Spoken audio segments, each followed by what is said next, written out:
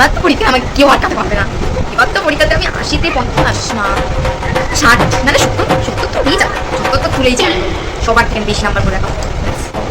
হ্যাঁ তোরা ঠিকঠাক করে যেগুলো পাঠিস না ওগুলো করছিস তো, চিট তৈরি করছিস তো? হ্যাঁ আমার পোর্শনে যতগুলো কোয়েশ্চেন ছিল আমি করে নিয়েছি, আমার কমপ্লিট।